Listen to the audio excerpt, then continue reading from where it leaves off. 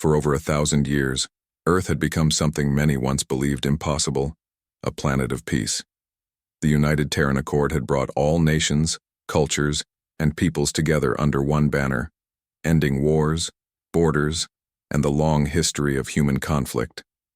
Without battles to fight, humanity turned its energy to creation.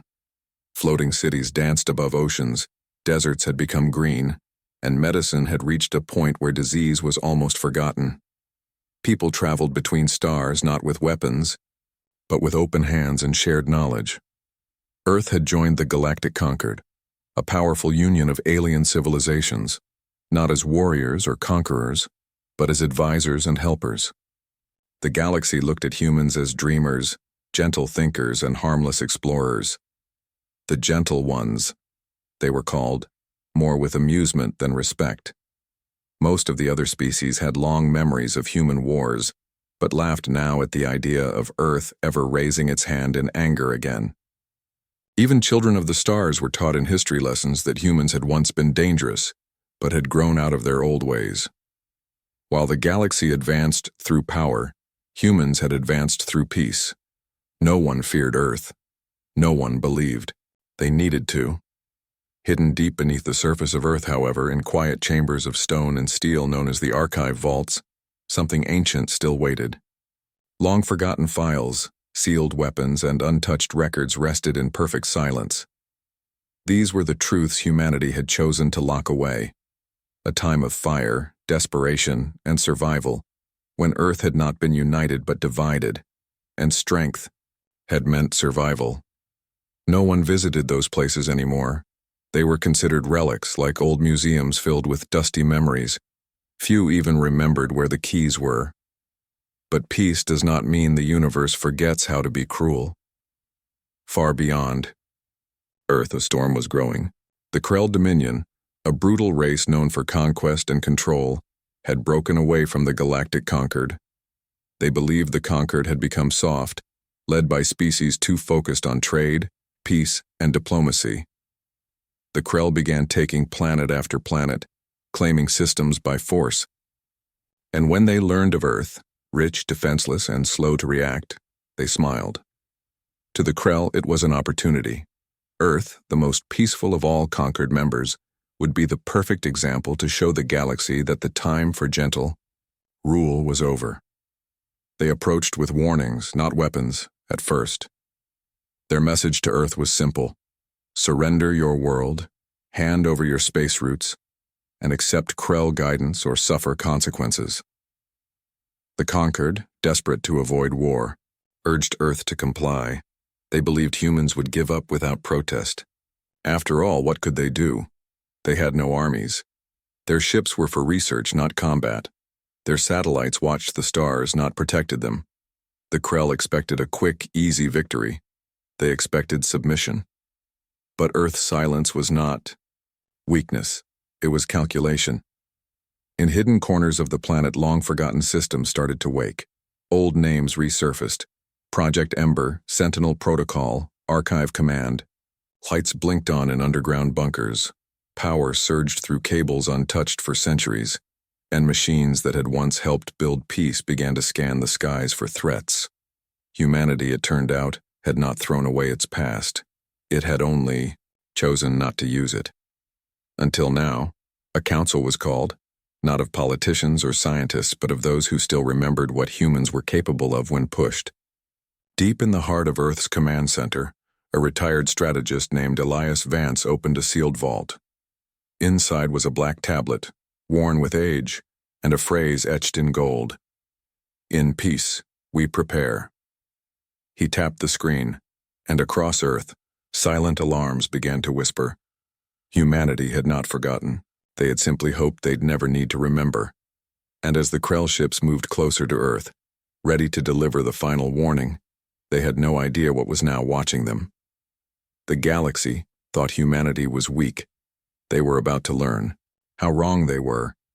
The Krell fleet entered the solar system with cold precision, their massive warships cutting through space like blades. Their message to Earth was clear and direct: surrender completely or face occupation.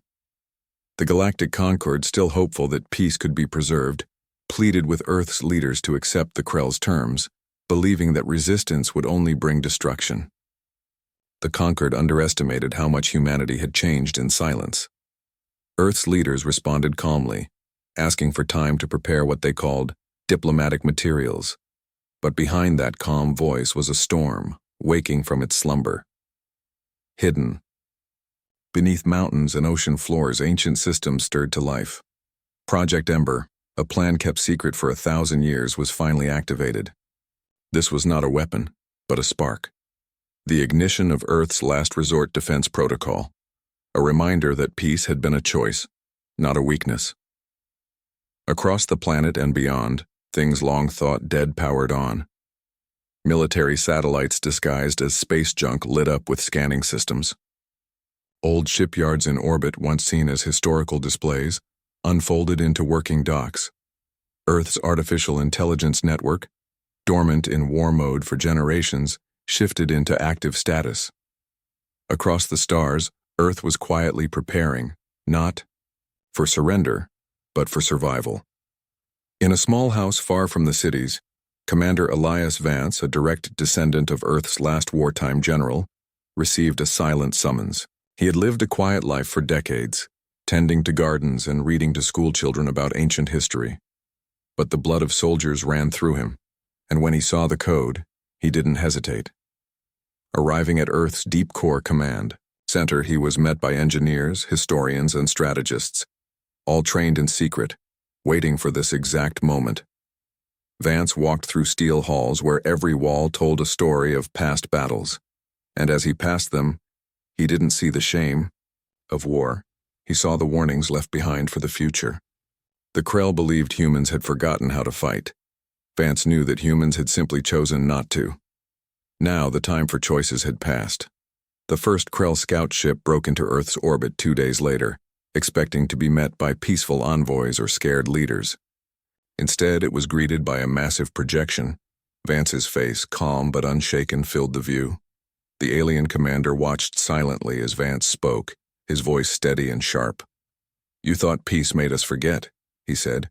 "We remember everything." With that, Earth's silent sky turned alive. Orbital stations launched waves of unmanned drones, not to attack, but to surround. Stealth satellites cloaked in asteroid belts moved into position. Below on the planet, factories, long used for agriculture, suddenly began constructing armor-plated machines. Civilian transport ships docked with military modules, becoming something new, something ready. The Krell command hesitated for the first time. They sent a warning shot into space, not towards Earth, but into the void, to test humanity's defenses. Within seconds, their shot was intercepted by an unknown force, never reaching its mark. The Krell fleet had fought countless battles. But this was different. Earth wasn't posturing, it was preparing. Vance met with the Terran Council, a group of scientists, engineers, and former diplomats who had trained quietly for years, studying not just old war strategies, but how to turn peaceful technology into strong defenses. They had never fired a weapon, but they understood how every system worked. Earth wasn't full of soldiers, it was full of minds sharper than blades. And together they had turned peace into the perfect cover. The galaxy still watched, unsure what to make of this sudden awakening. The conquered, seeing Earth stir in a way it hadn't in centuries, began to question what they had always believed. They had thought humans were relics, but now they saw a sleeping force rising with purpose. The Krell didn't retreat. Not yet. They still believed their size and numbers would win the day. But deep inside, a shadow of doubt had taken root.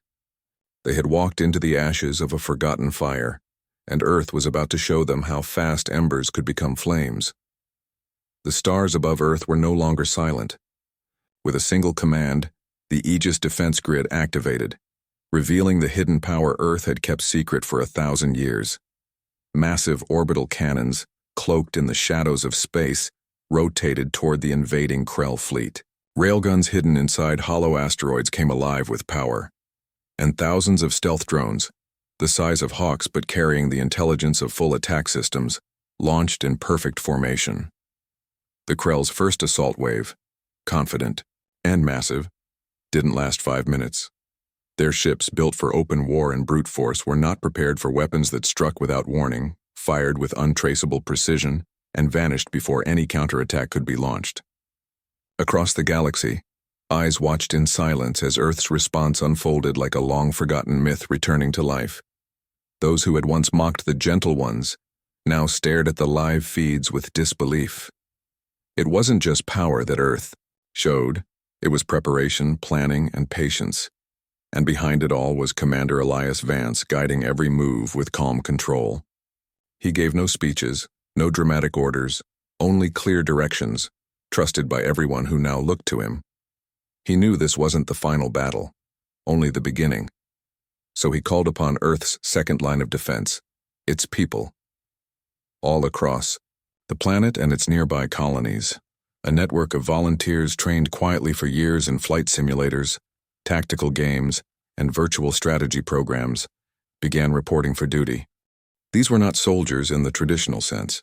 They were scientists, artists, farmers, engineers, citizen warriors who had carried knowledge in their minds and discipline in their hearts, ready to step forward when the world called. Their ships, old exploration crafts and cargo haulers, were quickly refitted with advanced shields, pulse cannons, and defense systems developed in secret laboratories. The result was a strange mix of beauty and purpose, vessels that looked civilian, but moved like predators. Vance trusted them not just because of their training, but because of their determination. They were fighting for home, for peace, not conquest. And that kind of strength couldn't be measured on any battlefield. At the same time, something unusual happened back on Earth. In ancient archives and digital libraries, historians and cultural analysts dug deep into the emotional power of Earth's past. They studied not just weapons, but the stories and emotions that once kept humanity going through its darkest times. They unlocked films, books, speeches, and battle records that spoke of courage, sacrifice, and the unbreakable will of humankind. These materials were packaged and transmitted into space not as threats but as messages, coded, artistic, and deeply human. The Krell, who had never understood human culture beyond shallow diplomacy, began intercepting these strange signals. At first they were confused, then disturbed. Their soldiers, hardened by physical war, were not ready for the emotional impact of Earth's legacy. They watched simulations of small human units holding the line against impossible odds. They saw fictional heroes face fear and still fight. They heard music filled with defiance, voices speaking of freedom, and stories where losing was not the end, only a beginning. For the first time in Krell memory, fear crept into the hearts of warriors. Their commanders ordered the feed blocked, but the images had already spread. Their ranks began to whisper about the humans, not as weaklings, but as something else, entirely. The Galactic Concord, finally understanding that Earth had never been defenseless, sent envoys in haste, desperate to prevent a full-scale war. But their messages came too late. The Krell were no longer interested in small victories. Humiliated and angry, they gathered their largest fleet for a complete invasion, determined to crush Earth's resistance once and for all. But what they didn't know, what no one outside Earth truly understood, was that Earth was no longer defending. It was preparing to push forward. And as the shadow of invasion grew larger, one truth began to echo across the stars. When giants sleep, they do so with one eye open, and when they wake, the galaxy remembers. The Krell Armada arrived like a dark cloud stretching across Earth's orbit, their ships forming layers upon layers, covering the sky with cold metal and silent threat. But instead of hiding or begging, for peace humanity moved with quiet precision and fearless timing. They didn't wait for the attack. They launched the first strike. From the shadows of the moon and the far side of Mars, human ships burst into slipspace, using disruptors that had never been shared with the Concord. Developed in secret over decades, these devices bent the very fabric of space, allowing Earth's fleet to appear inside the heart of the Krell formation. The surprise was total. In seconds, enemy command ships were crippled, their engines failing before they could even power their shields. Human vessels darted like ghosts through the chaos, vanishing and reappearing in flashes of blue light, each time leaving destruction behind. Down on Earth, it was not soldiers but the people, builders, thinkers, and creators, who now stood as defenders. Architects piloted towering mech suits originally designed to build floating cities, now reprogrammed for defense. Terraforming machines meant to plant forests and reshape land were turned into mobile barriers and long-range platforms. Roads opened up to reveal armored lifts carrying weapons powered by sun fusion cells. Engineers ran between systems, adjusting drones mid-flight, while programmers worked in real time to hack into Krell signals and confuse their systems. Even children, trained through years of educational games and simulations, joined the effort, helping artificial intelligence models predict enemy patterns and mislead their targeting systems with false data. It was not just a war of weapons, but of minds. And at the center of the mission, high above the planet, Commander Elias Vance led a small but critical assault team directly toward the Krell flagship. Their goal was not destruction, it was disruption. With him was Lieutenant Aiko Reyes, once a diplomat in the Concord, now one of Earth's sharpest strategic minds. She had spent her life studying the language of peace, and now used that same insight to break the language of war. Her skills weren't in brute force, but in knowing exactly where to strike, how to turn an enemy's strength into weakness, and how to bring disorder into the heart of control.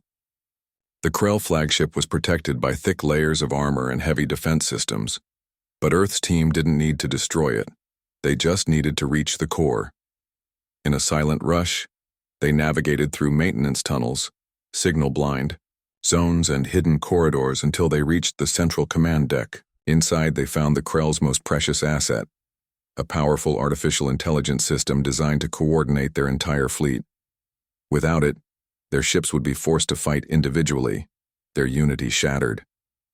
Reyes used a virus she had built not to erase the AI, but to turn it against itself, feeding it false inputs, looping its commands, and confusing its directives. Within minutes, the fleet above Earth began to drift, collide, and fall into disorder. Krell commanders shouted orders, but the damage was done. Their strength had always come from control, but now they faced chaos, the very thing humans had learned to master. Back on Earth, the people watched as the Krell armada fractured.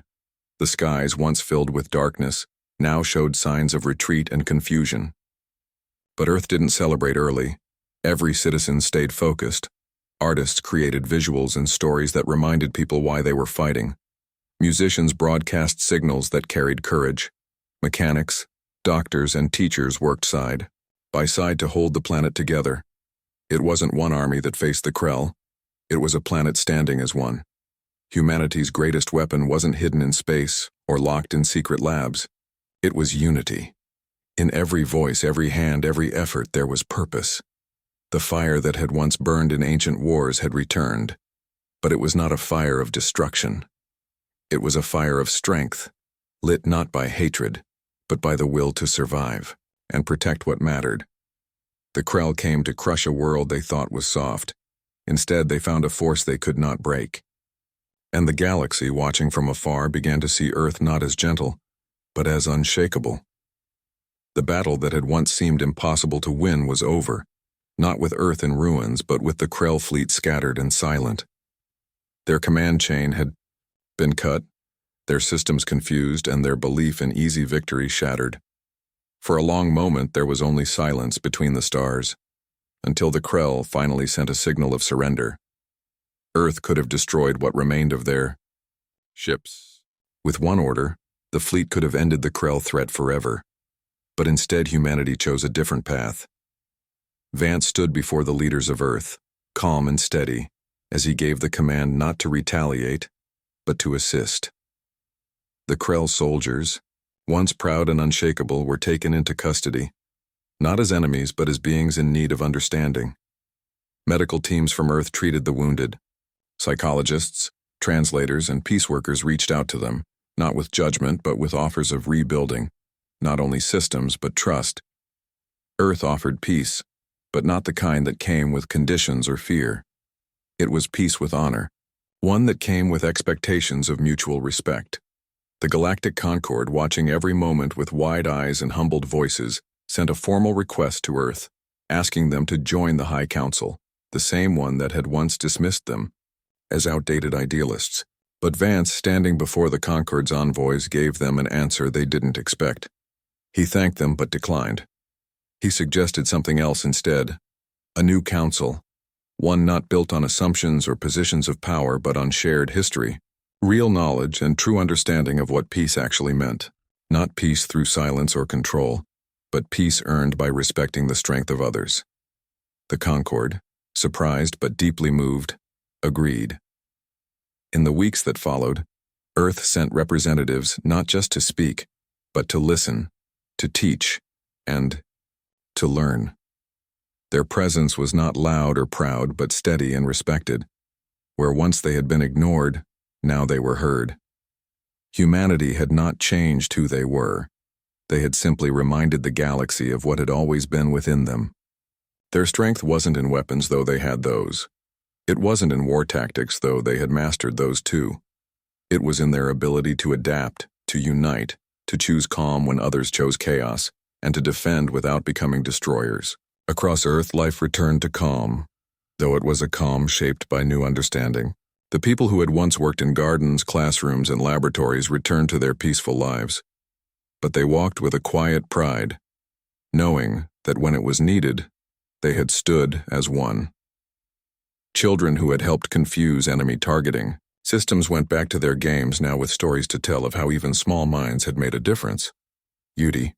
Artists created works not to celebrate war, but to remind future generations that peace, while beautiful, must always be protected.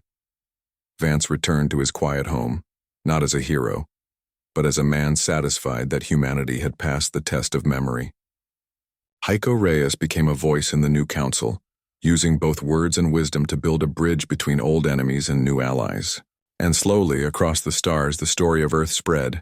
In distant colonies and alien worlds, people began to speak differently when they spoke of the Gentle Ones. It was no longer a name of mockery, it had become a title of honor. Because now the galaxy understood something they had once forgotten. Peace does not make one weak. It gives strength time to sharpen in silence. And from that day forward, as ships moved through the stars and new alliances were formed, a single phrase began to echo in the minds of many, carried not by force, but by truth, whispered with both awe and respect. Never underestimate the gentle ones. The gentle